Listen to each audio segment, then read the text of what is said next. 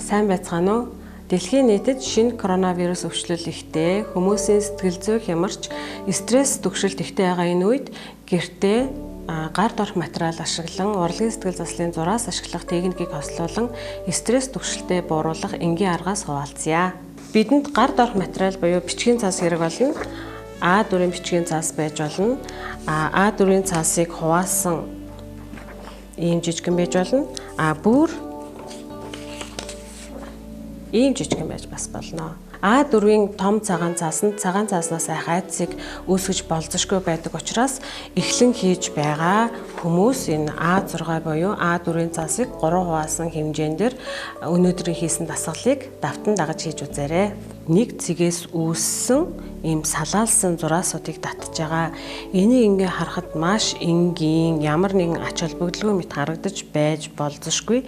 Гэвч энэ нь нарийн зураас ашиглан гарын нарийн булчингуудыг ашиглуулах замаар дархийг амрааж байгаа учраас стрессийн гормоныг бууруулж байгаа учраас ач холбогдол өндөртэй.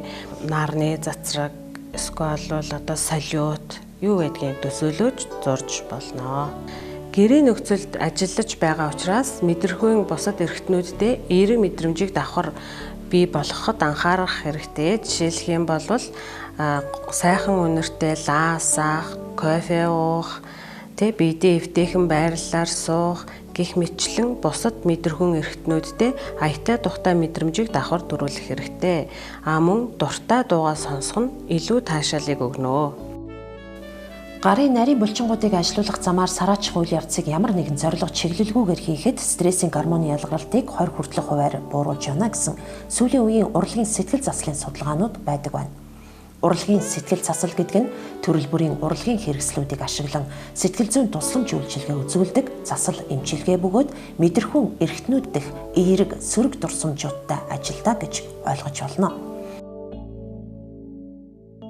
Балаа цааснасаа салгалгүйгээр үргэлжилсэн зураасыг дугуй хэлбэрээр нэгэн жигд зурхад оршино.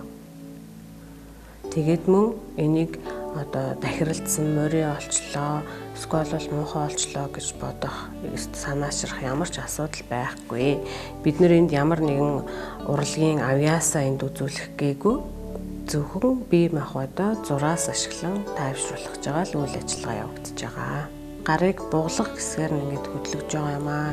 Тэгээ ингэснээрээ анхаарлыг нэгдүгээр төвлөрүүлэх, бие махбодыг тайвшруулах гэх мэт бас ач холбогдолтой байгаа.